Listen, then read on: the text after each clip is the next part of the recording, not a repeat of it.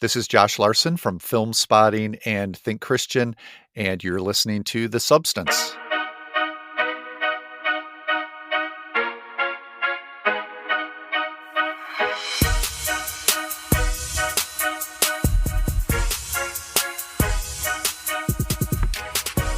You've landed on The Substance, a podcast aimed at being biblical, thoughtful, and human.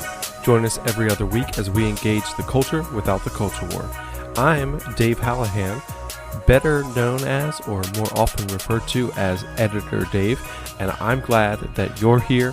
Philip and his family were able to go away on vacation this week, so you'll hear him in a minute. He did record the interview with our guest for this week, but I'm doing the intro and outro. And so I do just want to again say I'm glad that you're here, excited for this episode, and there's a couple other things I want to make sure you're aware of. We recently launched a Patreon page. If you head over to patreon.com/thesubstancepod, you'll see that we have a few different tiers there that you can sign up for: $3, $6, $10, or $20 a month. Right now, all of those tiers offer the same perks, and it is a great way to support the show. If you're a regular listener of The Substance and this has added some value, then a way to add value back or give value back is to head over to patreon.com/thesubstancepod. And if you are new or newer, then we would love for you to check out some of the more recent episodes, including our interview 2 weeks ago with hip-hop and spoken word artist Propaganda. Absolutely loved being a part of that conversation. A month ago now, Philip was able to talk with Mitchell from Letterboxd, talking about the movie Affliction, and before that was Caitlin Shess with The Ballot and the Bible. All just great conversations, so go back and listen to those. And with that interview we did with Propaganda, we were able to get a promo code for his Terraform cold brew. So you coffee drinkers out there can head over to terraformcoldbrew.com. And when you place your order, use promo code SUBPOD, SUBPOD, for 20% off your order. And that is good through the month of September. Here at The Substance, we invite thoughtful, interesting folks on, and we talk for about an hour or so about things related to faith, culture, and the arts. Previous guests include people like Alyssa Wilkinson, Tyler Huckabee, Mike White from the Projection Booth podcast, and our friends Slim and Mitchell over at Letterboxd.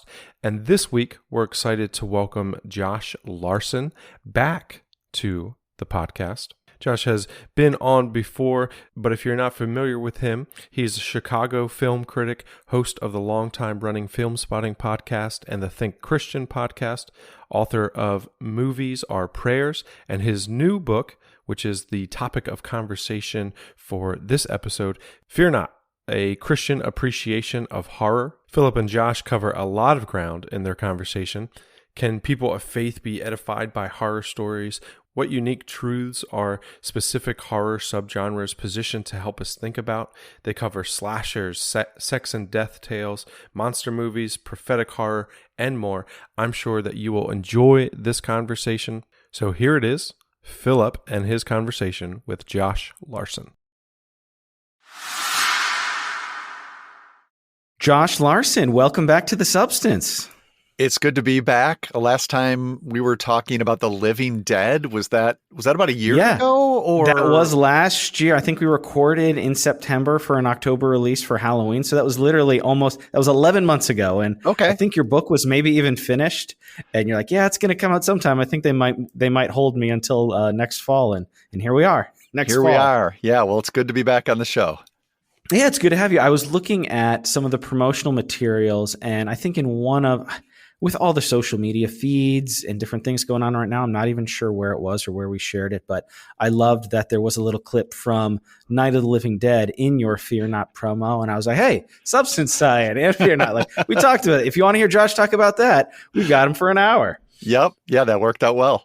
Excellent. So I want to get right to it here because I know you've got a heart out here. So Fear Not, A Christian Appreciation of Horror Films, part of the Real Spirituality Monograph series. I know you've done this before, but just for our audience here, kind of give us a brief idea of why horror, what the goal of this particular was. In addition to that, kind of give us the elevator pitch for horror and for your goals with the book. Sure. Yeah, this was a bit of a commission project. As you said, it's part of that Real Spirituality monograph series, which Fuller Theological Seminary's Brem Film puts out. Great series that is from a variety of different angles, just trying to bring film fans along to think theologically about the movies. And they've always wanted to do a book on horror. I similarly have always loved horror, and over at Think Christian, we write about horror a fair amount. In 2015, I think I wrote a blog post, A Christian Defense of Horror, that generated some good conversation. So once we started doing a podcast at Think Christian, we made it an annual thing.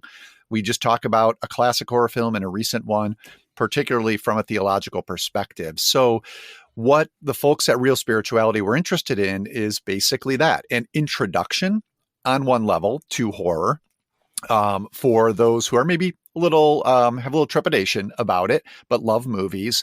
And then maybe not so much a defense, try to take a more even positive approach with the book of here's what's really great about horror films from an artistic aesthetic angle, why they deserve that sort of respect, but also from a theological perspective. Why should these matter to Christians? What can Christians gain from them? And yeah, I can talk maybe a little bit more about the way I went about that. It's not the only way I think Christians can engage with horror films, but it was an intriguing one to me that I thought could sustain a book and be an interesting project to dig into. Yeah, I enjoyed your blog post back when it came out, and I've enjoyed, I think for the last 4 years, your Defense of Horror annual episodes. I know we talked last time you were on, the Barbarian and Halloween episode was coming out. I just re-listened to all 4 of those again in the past week or two, just preparing for this. And they're a lot of fun, and they're great to send to folks who are, like you said, on the fence, being that both of our audiences are very largely filled with people who identify in the various faith communities, and horror being something that maybe at a glance or from a distance may feel incongruous in some ways with being people of faith. Maybe briefly, and I'd like to maybe get to this again at the end perhaps, but briefly, if somebody is somewhat open-minded but hesitant or maybe feels a little icky or it just doesn't feel right, what might be a gentle challenge or some questions that you would have for somebody who's like, sell me on horror, I'm somewhat open? Sure. I would say start in terms of the films, maybe with some of the more fun, older, classic universal horror monster pictures. They might seem a little campy in this day and age, but I think they're still enjoyable and hit on some of these themes that will make them also interesting for Christians. And at the same time, they're not gory. They're not too intense. As I said, they're almost more historical artifacts at this time. So I think of something like, the Wolfman from the 40s and the way that is very exemplary of our fear. If you think about that story, this guy who changes into a killer wolfman at night and wants to deny it, doesn't want to admit that it's him. And this is the internal struggle. It's very much about our own fears of our own capacity for sin. That's something we can resonate with as Christians. That's a very, very prominent theological idea Paul explores in his letters, our relationship to sin, our struggle with sin. And here it is up on the screen in this Wolfman story that people know about already. Everyone knows that legend, right? And so here's an approachable movie that will be fun to watch and also be a good example of the depth and richness that are in these genres. And then if you enjoyed that, then you can move maybe further into little rougher genres, little harder to watch movies if you want to. You don't have to. Not trying to make everybody a horror fan. Absolutely. But yeah, if you're at all intrigued, that's maybe a good place to start. No, I agree. So I have a couple movies for some of your different chapters and topics that I want to highlight, but I watched 9 movies in the last 2 weeks preparing for this. 8 of them were first watches.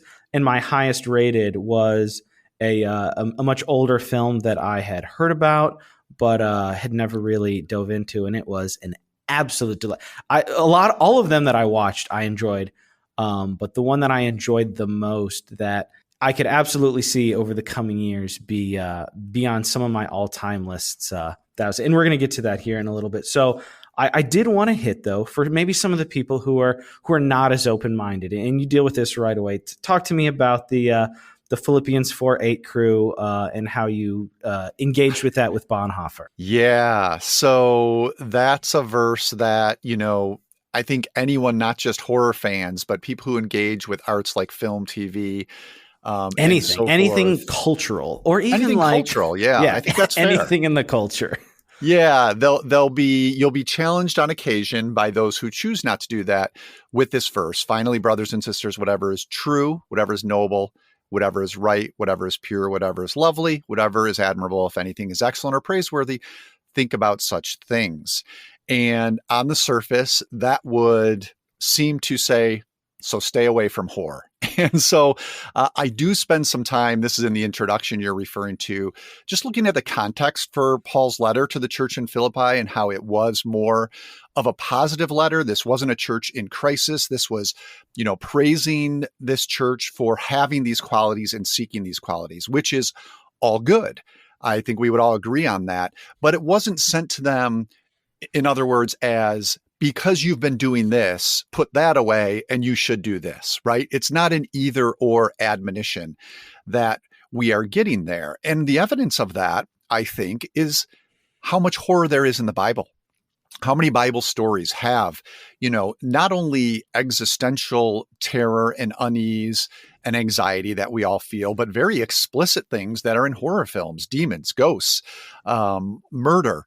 This is all in the Bible. And the reason for that, and you referenced Bonhoeffer, I came across this 1933 sermon from him, Overcoming Fear. He writes about the furious storm in Matthew 8 and Jesus' response to that, and how the Bible acknowledges these things that we are afraid of. The Bible acknowledges horror. It is not telling us to only think about things that are pleasing. It's showing us that this is a reality of a life in a broken world. The Bible recognizes it and then also offers a gospel answer, a gospel response. You need to admit to the fear you have before you open up to the need you have for something like the gospel. And I think that's explored by Bonhoeffer in that sermon incredibly well. And so that was sort of an opening thing for me back when I wrote that original blog post to start thinking theologically about horror. That was just crack things open a little bit. There's something interesting here that can be applied to horror films, as approachable as The Wolfman or as difficult as Nightmare on Elm Street, a 1984 very gory slasher film. I think some of these ideas can be applied to both. Absolutely. Well, actually, I'll say this as an aside here. We're going to get to slashers soon. I had one question before that, but on the Nightmare on Elm Street, I said I watched 9 movies. Technically, I guess add 6 to that. I watched 15 because I ended up doing the whole original run of Nightmare on Elm Street as well, and only the first one is in your list. Yeah, you're a braver man than me. There were 3 very good ones. There were 3 very good ones, and they're all like around or under 90 minutes. So like, okay, all the ones with Heather Lonekamp would make a great triple feature. Okay. All right. Yeah. I don't even remember if I've seen the 3 with her. I know I've seen 2. Nightmare, course, Dream Warriors, and then New Nightmare were a fantastic trilogy. Well, good. I'm glad you had a chance to do that. So silent. So yes, I completely agree. And in just my own story briefly here, I was raised very similarly, not strictly, but horror was definitely something that was kind of seen as outside. My parents and my immediate spiritual environment were thankfully relatively open to the arts and took me to the movies a lot. I was a library kid. Both my parents worked, so I spent a lot of time in the library, checking out videos and reading books and all that. So culture was not really kept from me, but obviously they until I was a certain age, probably like early middle school, they were really vigilant about age appropriate matters. But then kind of when the dam broke. But I didn't really get into horror until college. And then really, like, honestly, in the last 5 years or so, did I really start to appreciate it much more as a cinephile, not kind of looking down on it as John. Actually, I think the first horror movie in college that really got me into it was Night of the Living Dead. It was just it was terrifying. It was undeniable. It was prophetic, as you talk about in your book. It really kind of opened my eyes, like, oh, like this isn't just blood and guts and bodies. Yeah, although there are a lot of blood and guts and bodies. So for those Sure. listening who who are thinking about where to start, maybe not quite there. It's one of the greats, though. Hopefully you'll get there. Yeah, but just the idea of horror films in general to both evoke and to consider fear, I think that is extremely valid. And you quoted filmmaker Scott Derrickson talking about how horror is the genre of non-denial. And when I think about Philippians 4, it's the first thing it says is whatever things are true. Yes. That is the primacy of the text. The weight of that is on true, and those other things kind of stem from the truth. And horror and genre filmmaking and genre storytelling in general is something we've talked about a number of times on the show. I personally love how the artifice of genre, whether it's horror or Western or noir or sci-fi, what have you, it really does let you get at the truth, whether it's society or interpersonal or psychological or racial, historical, whatever. That there's something about that genre artifice that really does allow you to get at the truth in ways that are subversive and, frankly, a lot more helpful and interesting than saying, hey, let's look at these societal issues. Yeah, and I'm glad you mentioned that because, that's another angle to take on that passage, which relates to the artistry that is in some of these movies. Those you could describe those qualities as admirable, true, you already mentioned, lovely, maybe not a lot of lovely images in horror films, but this does relate to, as people who do appreciate the arts, and the artistry that is a gift God has given to all people. This is another aspect of appreciating horror films, is just the pure artistry and the aesthetics of it. That's another defense that needs to be made for the genre, separate from the theological defense, I think, because horror films are often dismissed, regarded as, and because they can be they can be cheapo, exploitative films that are made poorly. That happens. But there's also great artistry at work here in that attains some of those qualities we do see in that Philippians passage. Absolutely. So I wanted to first dip my toe. So this is purely subjective, but when I think of horror, or let me ask you, Josh, when you think of horror, what is the first image or subgenre? Like, what do you think of first when you think of horror? And you're a longtime fan. Great question. I probably think of those movies that I saw too young that embedded themselves deep in my subconscious. Now, I'm not advising that as a path into horror for other people. I think it got me started. It's hard to avoid, though, if you're a cultured person. It's hard to avoid sometimes. Well, and there's always, you described your upbringing. Mine was very similar. Parents who love the arts but were discerning for what I should watch. And always something's going to slip through the cracks. So I write about this in the introduction, a young kid at family gatherings where the parents are upstairs, right? And the kids are in the basement, and a movie comes on the TV at this point. And so you watch it. So that's where I saw things for the first time, like Psycho, The Shining. And so when you say horror, I think of the Psycho shower sequence. I think of little Danny riding his bike down the halls in The Shining. I think about these sorts of films that I saw, even not very good horror films like Friday the 13th, which I saw in a different context while on a family vacation with a neighbor's family. I just tagged along with the family, different rules when you're on vacation with different families. Saw Friday the 13th way too young. That's one that comes to mind immediately. So I had not thought about that before. I love that question, but I think what flashes are the ones I saw first and probably too young. That flashes for me when people ask you, like, what's the scariest? Like, I definitely have as somebody for the last 4 or 5 years that's been more into horror. I have my realist, but my first thing, like, for me, the two that I saw, and one's not even a horror at all. But the two that I saw is either Christmas or Thanksgiving. I just went into the TV room by myself, was Jaws. And I remember the opening of the Harrison Ford movie Witness with the murder in the bathroom. Wow. Okay. That was maybe the opening of Jaws and the opening of Witness were maybe the two most terrified I've ever been watching something, probably just because of my age. Very, very different films, but yeah. So the context, both very age, harrowing openings. for sure. But for me, in general now, when I first think of horror, I think of slasher. So that was, I think, the first chapter of your book. As I was flipping through it, I kind of went into. So that's where I wanted to start. And I know that you, long time, or even cursory film spotting listeners know that you're a big Nightmare on Elm Street guy. So I kind of wanted to start there for you. My favorite horror film, one that I did not see when it came out, thankfully, because I would have been 10.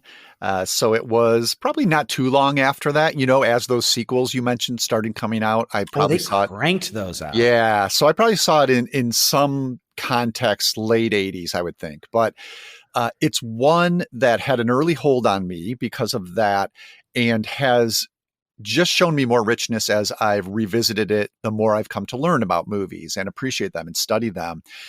Wes Craven, the director, brings such a surrealism to this great concept that in our dreams, when we fall asleep and we're helpless, this killer is going to come after us. If we die in our dreams, we die in the waking world. Just such a terrifying thing that gets at the root fear of being asleep and being vulnerable. And, that's why I think it stands alone as a horror film outside of any sort of theological interpretation. But when it came to placing it within the context of this book, I thought about it alongside other slashers, as you said, for that chapter, and started to recognize commonalities in some of the major slashers, like Friday the 13th, like Halloween. And it's this idea of the vulnerability, not just because we're sleeping, but because we are alone. When we are asleep, even if there's someone in the bed next to us, we're really alone. That doesn't matter.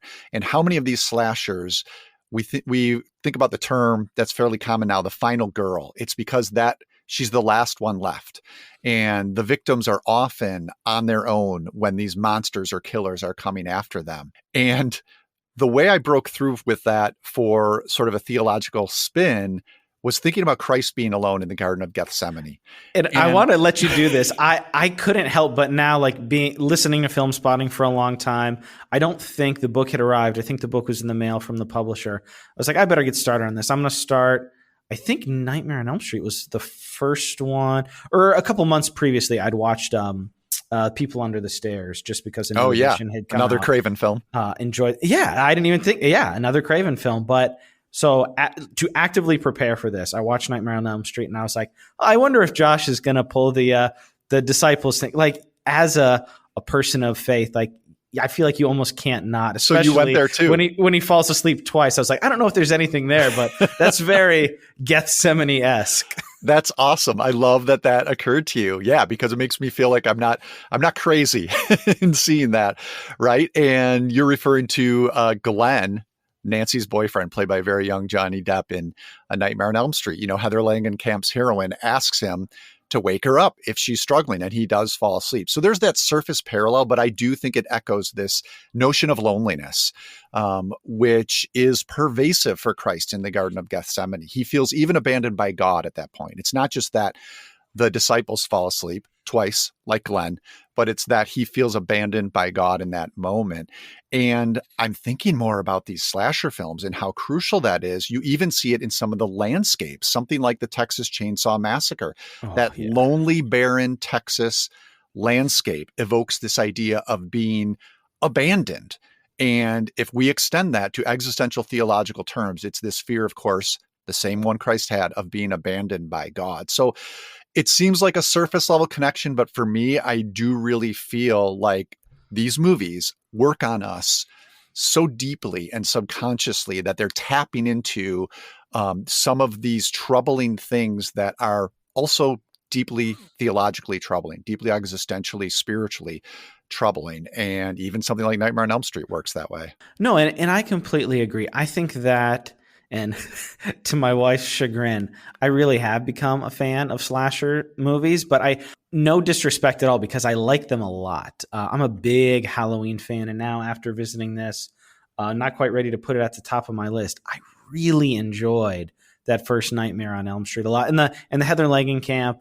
Yeah, that first Nightmare on Elm Street in particular, I was impressed. I was very pleasantly surprised with how genuinely scary some of the sequences were. Because it's like, I've seen a lot of the clip shows, like being in both the film world and the last several years being a horror fan. I'm aware of some of the more elaborate deaths. I know Freddy for the one-liners and all that. Yes. But some Yeah. of those scenes in the imagery, I think it was the first kill or the second kill, the gal who was levitating in the room by herself, Johnny Depp going in the bed, man. and just the visuals there. But I think for me, one of the gets under your skin of her trying to run away on the stairs and her feet sinking into the stairs. I was just like, that's some powerful like imagery. It really is. And I'm glad you mentioned that you first encountered it in clips, because it's not a movie that represents itself well in little snippets. You really have to succumb to the dreamlike atmosphere that is so crucial to it. Otherwise, it looks cheesy, a little hokey. The one-liners they're not my favorite part of the movie. They're not in the first one. They're not in the first one. There's not as many in the first one, but you could still cut Freddy to look jokier than he is in the first. He's movie. A little stinker sometimes. Yeah. And so, it's a film if you've been menacing though. Very menacing. And if it's a film you're interested in, but you've been holding off because you've only seen clips that make it look a little silly, I would say give it a shot. And I wanted to give you guys a shout out. I might link the episode in the show notes. I'll make a note here. I knew that fake out scare was coming at the end, but it still really got me. Yeah. I recently listened to your top 5 jump scares, and I was like, okay, I know this is coming. I just listened to Josh and Adam talk about it, and it still really got me. I was like, oh, like that's just great editing and sound design. It is. And again, playing cleverly with that real world, dream world dichotomy and not letting us always be sure of where we are between those two places. Absolutely. The next kind of genre or topic that you touch on that I thought was a nice progression from that. Oh, I was saying earlier, slashers I like. I think they can be very fun, very artfully done sometimes, but they are more visceral and in art-wise. You can almost say they're more like lighter, or they're like the candy. There's not always a ton of meat there in slashers per se. They're maybe they can be the most exploitative, maybe is absolutely fair to say. Yeah. Because a lot of, the new Saw movie is coming out. And that the first one, legitimately very good movie. I enjoy some of the other ones, but that and many other highly sequelized films do kind of build on what creative ways can we dismember people. Sure. And that is not always the most substantive. No, it's not. But one of my favorite sentences in your whole book here, let me pull it up. I love a provocative statement. Your first sentence in your sex and death chapter is it possible that the Bible is more sex positive than the horror genre? Really? That seems like going counter to what might be commonly believed, huh?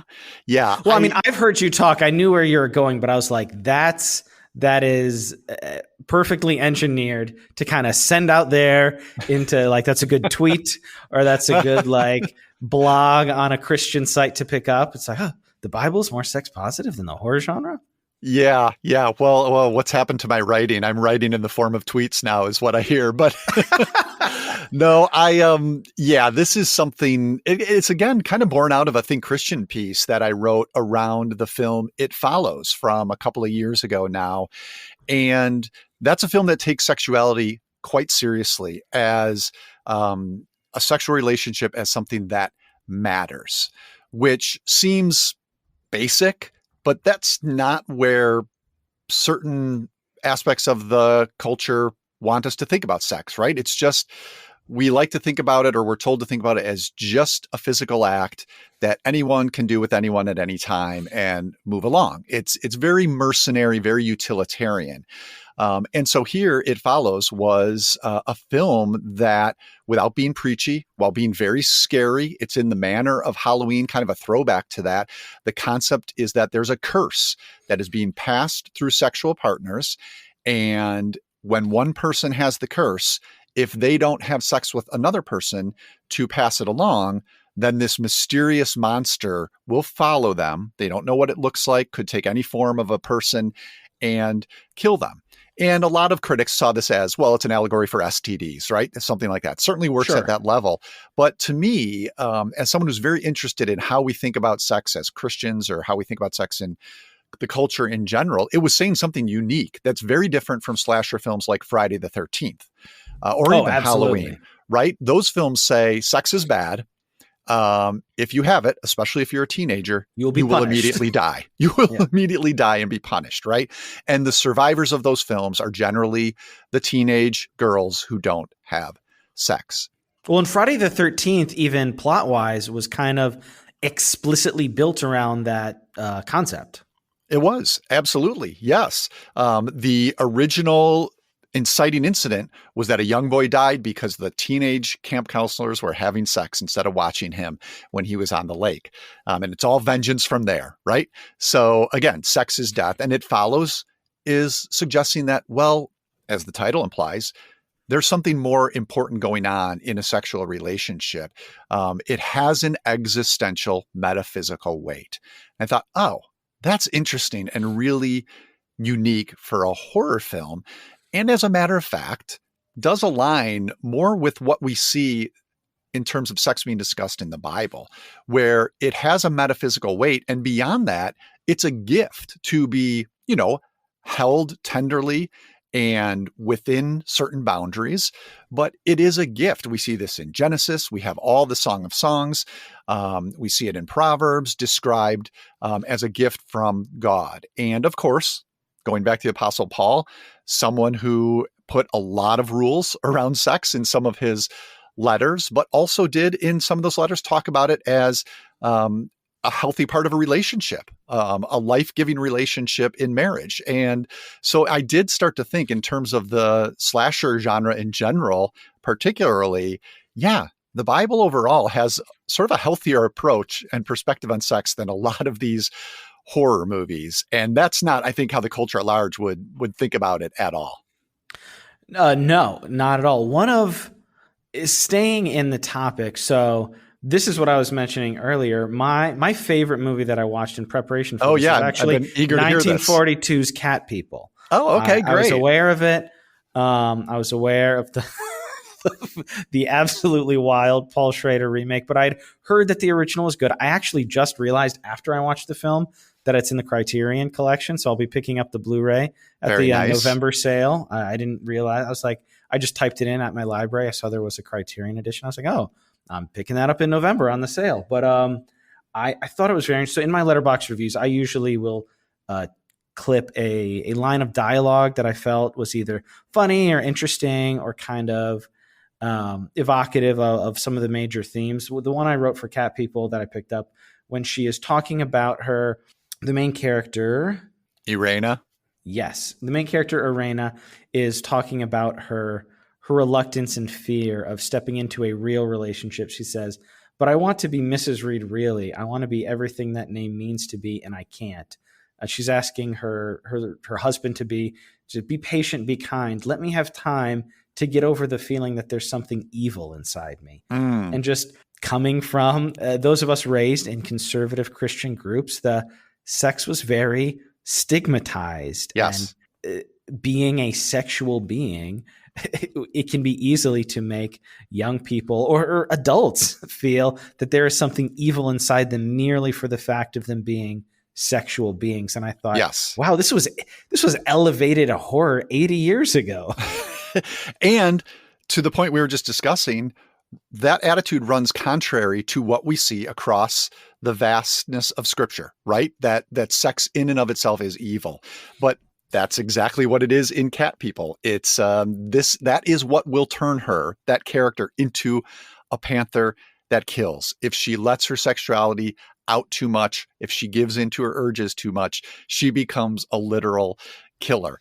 And so, yeah, it's an earlier film, but exactly working on the same register as some of these later 80s slashers.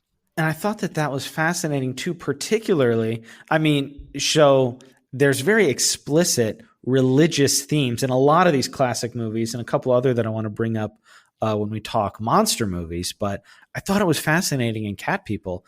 This is a story about a woman who was raised basically in this fundamentalist religion that even when she was married, she couldn't get over.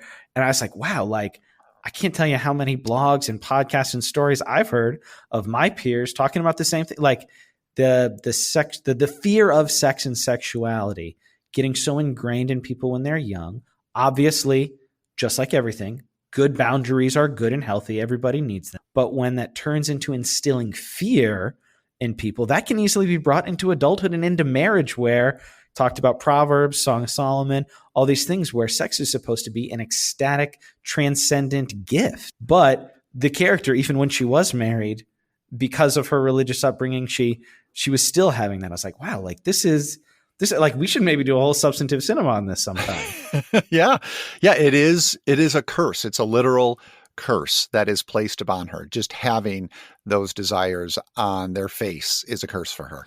And another shout out, I thought sometime, with all due respect, so I love reading your reviews. I love reading your letterbox. I love listening to Filmspotting, but you're one of the reviewers who always, like, whenever I see a star rating, I throw it out the window. I'm like, what does he actually say? Because the pendulum with you swings so interestingly sometimes. And I remember on that same episode, I referenced the jump scares. You talked about cat people, and I was like, what? Did this guy like just watch it and he put it on because of recency bias? But when that bus stopped, I jumped out of my skin. That was a wonderful, wonderful jump scare. It's a good one. And to be fair, when I first saw Cat People, maybe 5 or 6 years ago, I liked it, but I found it a little disappointing because of its reputation. And that was on me. When I revisited it for the book, and I think this is what happens when you're taking a look at a film within a particular context and you're looking at it for particular things, you're going to find more there, right? And that was surely the case with Cat People on a second viewing. So I came around even more on this one. It's one that I'm going to be evangelizing heavily. And one of the great things about old horror movies, I love the new Criterion poster from Bill Sienkiewicz. I might actually be able to talk my wife into let me get in that poster, because horror posters are not something that I probably get too many of just because of the grim imagery. But I was like, I bet I could get away with getting a Cat People poster. That'd be nice.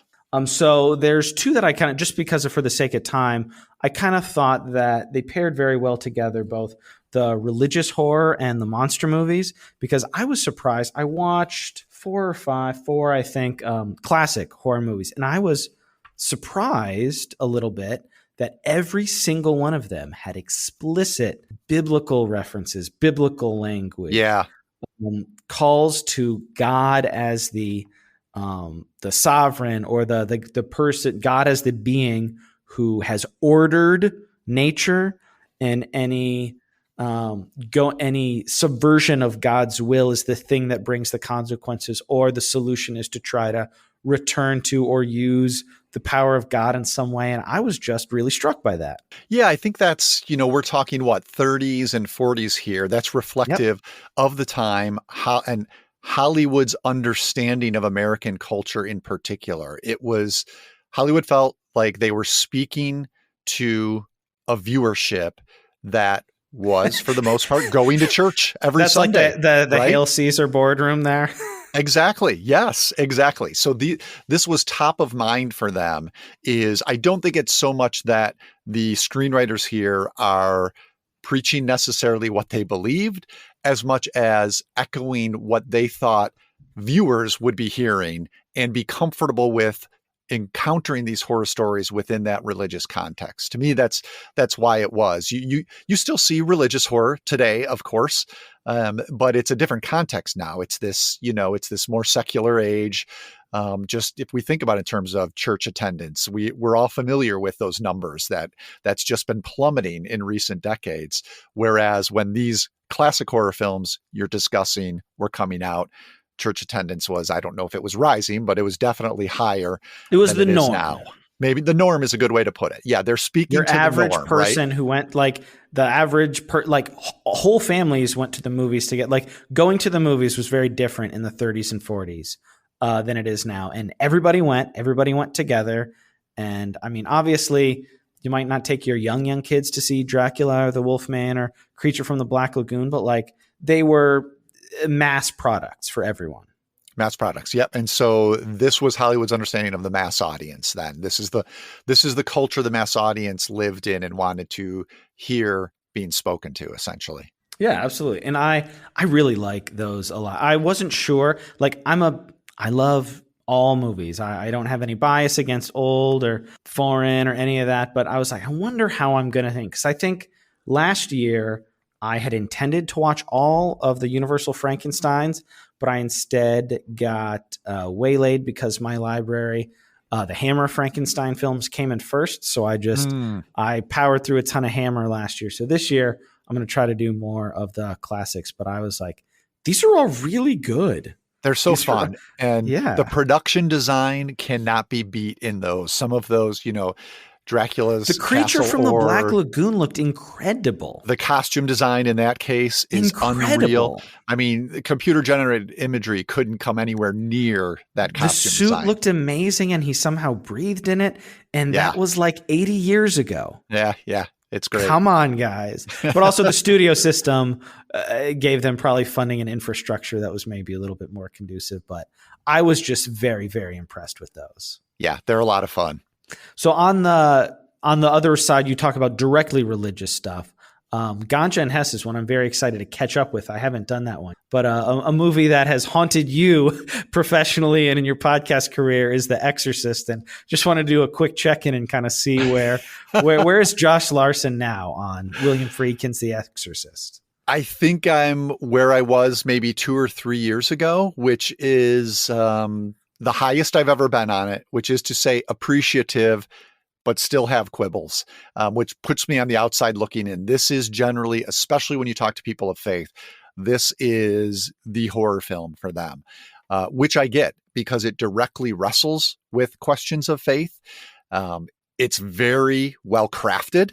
And that the director who just passed away recently, William Friedkin, has crafted a film of haunting images, the use of score, all the stuff we look for in a good horror movie is there. I've just always had a little bit of a hiccup between what I perceive as the end movie's actual interest in these religious ideas at play and its interest in, just having some broader jump scares, gross scares, however you want to call it, with these exorcism scenes these possession scenes, I should say, with young Linda Blair. I just always have this little bit of feeling that the movie gets more excited about that than it does about exploring the religious questions at the heart of it, which are, faith alongside science questions.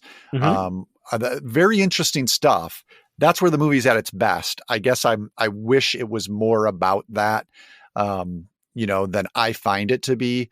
But all that to say, every time I revisit it, I realize, okay, there's more going on in this area than I gave it credit for before. I just got to get I got to get past those exploitative elements. Maybe one day I will, and I'll say it's a masterpiece like everybody else. How many spooky seasons until it gets a 5-star from Josh Larsen? See, this is where the stars come in, right? Final topic. I'm very, very excited to talk to you about one of them, but the next one I want to talk about, my personal favorite, I think, genre. Like I really do enjoy slashers. There's a lot of, I love the monster movies, the religious horror when it is done, even just honestly, substantively, rather than exploitively. I like that a lot. But probably my personal favorite horror, what kind of drew me in with the Night of the Living Dead, is the prophetic horror. Okay. The fear of the evil in society. Yeah, and this is one that's really had a resurgence, I think, especially after Jordan Peele's Get Out. Now we've seen a lot of these films. Another way to think about this, a non-religious way to think about this, would be that these are horror films that also function as social commentary, right?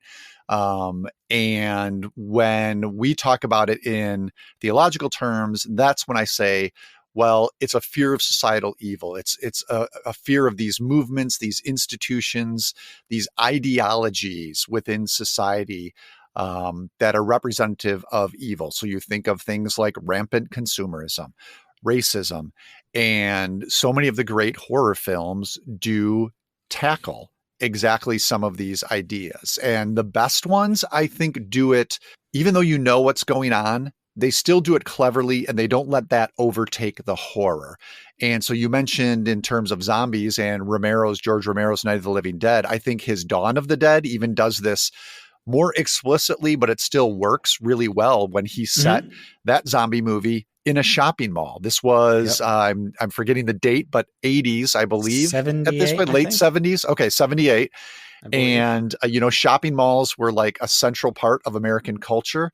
And so, in order to comment on how he saw this and greed, particularly for America, as overtaking society, well, let's let some zombies loose in a mall.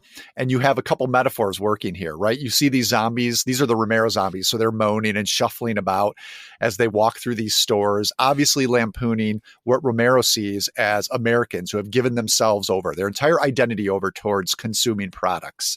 And then you have the way the survivors are trying to defend themselves in this mall. It's the last bastion of society to them. It's the last thing that they can't let go of or let get overtaken by the zombies. So you have a great zombie movie that's also working on this other level of commenting on what Romero saw as a societal problem. And some Christians might define as a societal evil. I mean, greed is, prophets had a few things to say about greed in the Old Testament. Mm-hmm. Well, and I thought that initial trilogy is interesting too. Have you seen Day of the Dead yet? Yes. Yeah. That is set in a missile silo of a time where people were scared. Military might was the thing that we looked to for protection, and kind of how that eviscerated that as well. Like, I love that type of storytelling because, like, whole brand here is the substance, like the idea of genre as social commentary, where, like you said, it's not beating you over the head. All of those films are scary. The practical effects are impressive. Many of the soundtracks are all times. And that's another thing that has had a big resurgence with the vinyl renaissance going on, like horror soundtracks, those 60s, 70s, 80s horror soundtracks, they are selling like crazy. These are well-made, fun movies that if the viewer is so inclined, and as people of faith, we ought to be, not that we don't have amusements ever, but we can enjoy them as, like, this is a good piece of art, but also this is saying something, and that's worthwhile. Yeah. Yeah. All three of those Romero films we just talked about, they're taking down idols, right? While also being effective zombie movies. The idol of military strength, the idol of consumerism. And when I was on the show last time, we talked about how racism is addressed in the original Night of the Living Dead. So yeah, they're each taking out a different idol. So I don't really have anything in particular. This was another film that I'm like, maybe we should do like a substantive cinema on this in the future. If we ever spin off substantive cinema as its own show under our banner, there's a lot of these that I want to get with. But I really loved I Walked with a Zombie. Oh yeah, I thought so that was a really right? wonderful little scary tale of generational guilt, and I was just deeply unnerved. You called it out specifically in the book, and I read it after I watched it. Just that scene with the troubadour singing about how essentially the sins of the father like are passed on, like how generational sins affect and are just devastating. Yeah, and this is set on a former plantation in a Caribbean island, but it's the same family or further generations of the family highly that still live like there. The whole point is, the highly colonization, like the first and final image, I think, is of the statue that was on the slave ship that brought them all there, and is just very powerful. And now it's in the courtyard of this plantation as a decorative piece, right? A fountain, essentially. And the imagery here, so effective. Water flowing over that face of the statue, which looks like, tears or better for a horror genre, blood even. And credit some of those images to Jacques Tourneur as the director, the same as the 1942 Cat People. I'm going to be going through his filmography as well. So another film I want to talk about before we get to our last topic, you mentioned it, and you mentioned it a few times in the book, and it's one for me that's also kind of hard to slot, and that's the Texas Chainsaw Massacre. So when I was thinking about having you on for this, my wife is my sounding board for a lot of things, and she may or may not listen to the show, but I was like, hey, hon, like, what do you think? Would doing a substantive cinema on the Texas Chainsaw Massacre, would that be a little bit too much? She's like, yeah, absolutely. I was like, okay, maybe down the line, if it's maybe, but it's one that for a long time just repulsed me. Yeah. And I think that was part of it. And I kind of slot it somewhere between slasher and prophetic. The last few years, it's one of my favorites, or I think best. Like I I think very highly of it. It's a 5-star movie for me. Maybe one way to put it, perhaps, is a cinematic equivalent of like a prophetic lament about the state of our country. Came out during a lot of social unrest. Like I think that whole Vietnam and the fallout of that in American culture was a very interesting time for a lot of areas of culture, but particularly for movies and artists and people who fought over there or who had friends die over there, seemingly for nothing and to no good, nationally or globally, coming back and just kind of raging with films like that. And it's just going like, what are we? like the undefined nature of that evil, and like what does like isolation and like unfounded pride, like what can that, like how can that warp somebody? And I think that while being very uncomfortable, Texas Chainsaw Massacre is a very expert kind of exercise in that. Yeah, I have read some of those interpretations of it as a response to the Vietnam War, which I think are very, very smart and fascinating. As you suggested, when you said isolation, I think that's what I tapped into in terms of the context for the book. And again, why I did put it with other slashers, this idea of loneliness. You have this, not only do you have these young people in the van who end up lost or, in this isolated, desolate Texas landscape, but you have this bizarre cannibal family there who have been ostracized. They're alone. It doesn't really explain exactly how that leads them. Zero explanation. And that's it. That is it for the Texas Chainsaw Massacre for me. You tapped into this as well, why it's one of the most disturbing horror movies I've ever seen, is because it's just unfettered, inexplicable evil. And again, we could go back to where we started this conversation. Why would you watch that? Well, you don't have to. Not everyone has to. I'll repeat that. But if you are interested, many of our listeners, I might warn against. Warn against, possibly. It's a rough one. But if you're interested in exploring some of these questions, I think it's a vital film. Again, this idea of loneliness, but also the larger societal implications that you were touching on, where maybe prophetic horror is another area that Texas Chainsaw Massacre could fit. Well, and especially watching it in a post 2020 world where so many things have happened in the last couple of years, looking at just the violence and the violence stemming from, like you said, isolation, maybe national or regional pride, like all these things kind of wrapped up in the film. I just think it is so, it gets at such visceral truths that it's almost like you can put a lot into it because it's so efficient and brutal and just full speed ahead. Like there's not really exposition in the movie. Right. There's a chaos element to it that, feels, not exactly similar to the last couple of years, but I think we've had a tinge of that these last few years. And the chaos element in the Texas Chainsaw Massacre is somewhat evocative of that. And the last thing I'll say is the generational passing on when things are unexamined. Just one of the most disturbing, not even necessarily scary, but one of the most disturbing images is of the patriarch of the family, the grandpa, being the one who has clearly corrupted or has preached this message of violence and depravity, and them cheering him on when he's not even able to fully execute it himself. And I just go, man, like this feels so prescient, even though it's deeply uncomfortable. Yeah. No, I think that's apt. Finally here, Ghost Stories, The Fear of Guilt.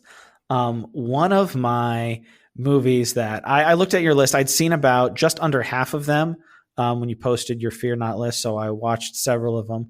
One of the ones that I was most interested in, I believe it's on your top 10 of all time list and rated higher than Halloween, Texas Chainsaw Massacre, and Heredity, is the last few years, the found footage-y laptop ghost film Unfriended. Oh, Unfriended. So good. Oh, really? You gave it 4.5 stars. And I was like, Josh Larsen, I love seeing it. So I was like, all right. I fired it up and I was like, man, that was pretty good. Better than It's pretty good. Not quite a 4.5 from me, but I was like, thank you for making me check that out. Why might people want to check out Unfriended? Why did it rate so highly? Yeah, so the concept here, and this is how it is with so many horror movies, a great idea, a nugget of an idea, and then how is it executed? So the concept here, and this is 2015, something like that. So yeah, relatively recent. Relatively recently, but in technology terms, dated. So That's this true, is yes. where a bunch of high school friends are video chatting with each other on their laptops. And we come to learn Skyping back when Skype was what we all did with each other. There you go. Exactly. And so the entire movie is one girl's laptop screen. That's the only thing we see. And we come to learn that they are somehow involved with a friend who had committed suicide about a year earlier. There are passing references to this. And as this shared video call goes on, someone joins the call purporting to be that girl who had committed suicide. So it is a ghost story. It deals, I won't spoil it, in, as you said, the fear I explore there, the fear of our guilt. And what I loved about it outside of this theological implications is that formal element. Just having, and it falls in the found footage category in some ways, just having that screen be all that we see. The filmmakers have to generate suspense by things like, when does a notification window pop up? That's a jump scare in this movie. How does having the main character whose laptop we're seeing, the way she types messages and who she's typing to them, generate suspense? How do we interpret when she backs up and backspaces and deletes something? Is that an indication of her guilt? What is it suggesting to us? All of these elements are employed so brilliantly, even when the faces of the other people on the call begin to pixelate because maybe the internet is, getting shaky or something like that. We're all familiar with this phenomenon, but watching it in this context, it turns them into ghosts, these ghostly images a little bit. And I'm telling you, it reminds me of the Blair Witch Project, in which, it seems very simple on the surface. Oh yeah, just pretend like you found this footage, right? So it doesn't have to be very professional. It can look junky because it's supposed to be. But in that movie and in Unfriended, every little detail is thought out and employed to have some sort of implication like that. It's just genius. It is. It's not the kind of genius we're used to praising or giving that many stars to, but I'm sorry, that's the level the movie's working on. No, I love it. Yeah, I mean, the societal themes of peer pressure and bullying and teen suicide and all these things, with the real, they built suspense. Technically I was very impressed. Like you said, the suspense when you see that she's got all the different private chats going on along with the video chat, and when just the little text dots are coming up, and what is this next message from this entity going to be? And is this real? Is this someone messing with them? Is this actually a ghost? Is this a real ghost story, or is this a metaphorical ghost story? I was very impressed. Another one of those where it might have gotten a little higher.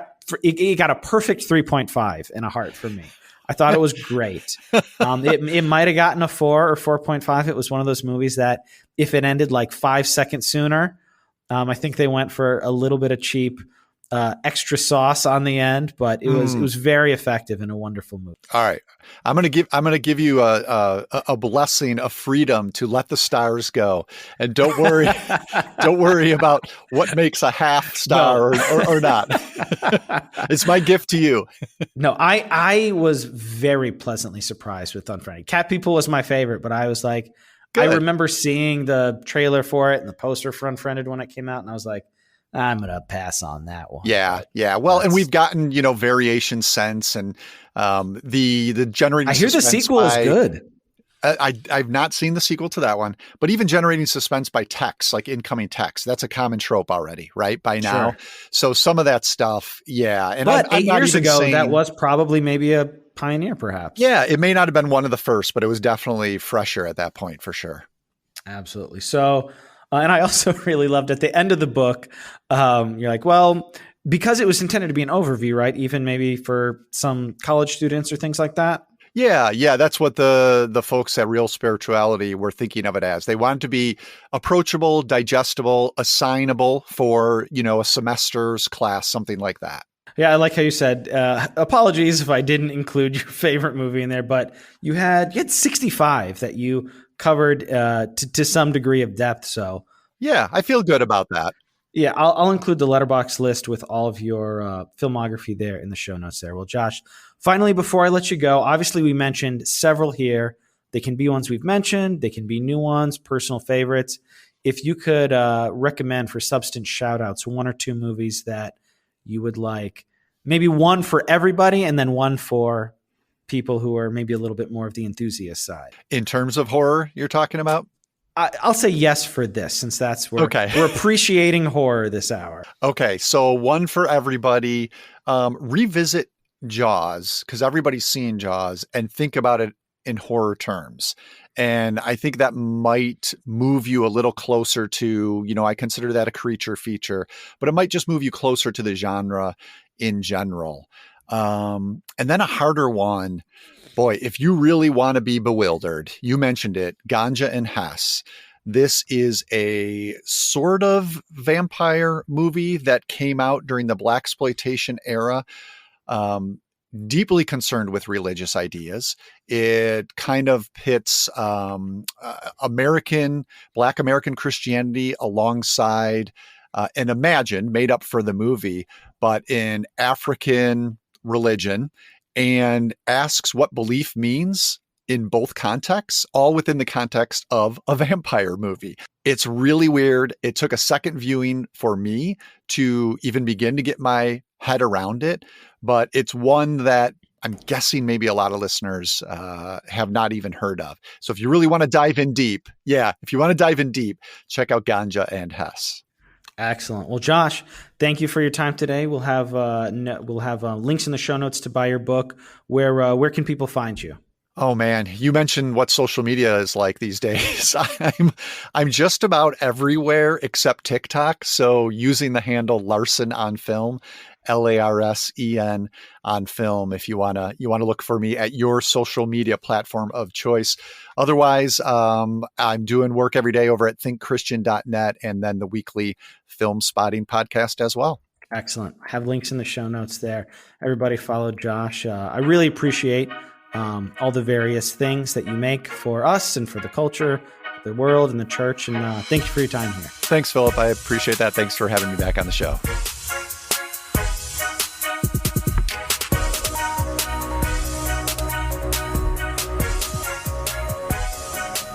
There you go. I told you it was a great conversation. And if you don't believe me now, maybe go back and listen. You weren't listening closely enough. But so glad that Josh Larsen was able to join us. Make sure you check out his new book and grab a copy for yourself. Fear Not, A Christian Appreciation for Horror. And if you enjoyed this conversation and you can think of someone who maybe they already do love horror and they would get something out of this, or you know someone who's a little sketched out about horror movies, but this might be thought-provoking for them, think of someone who might benefit from listening to this episode and share it with them. Word of mouth recommendations always go a really long way.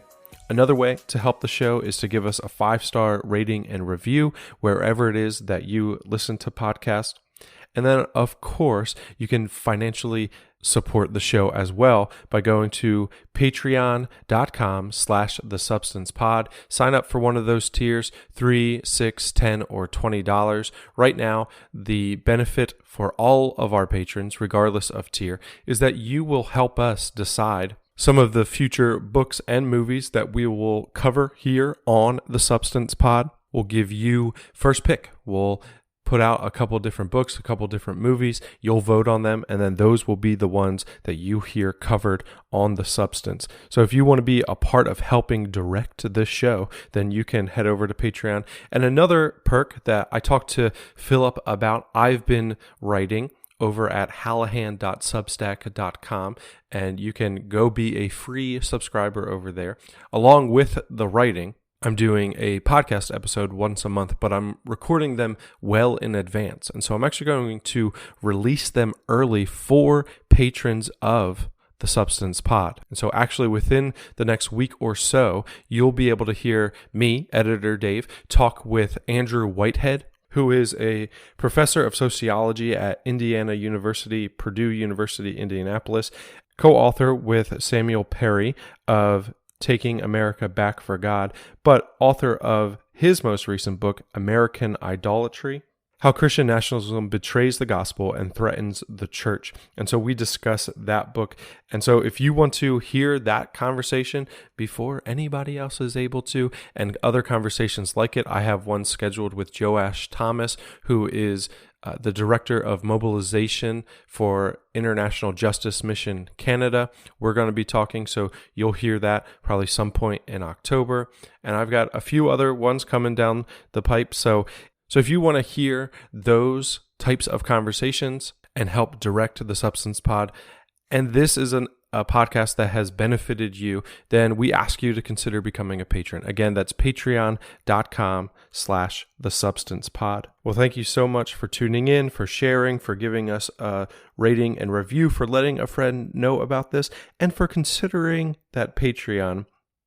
We'll see you in 2 weeks on the next episode of The Substance, but just know that the October Substantive Cinema episode just may be one that you heard Josh and Philip mention during their conversation. So let us know on social media which one you think it will be, and we'll see you next time on The Substance.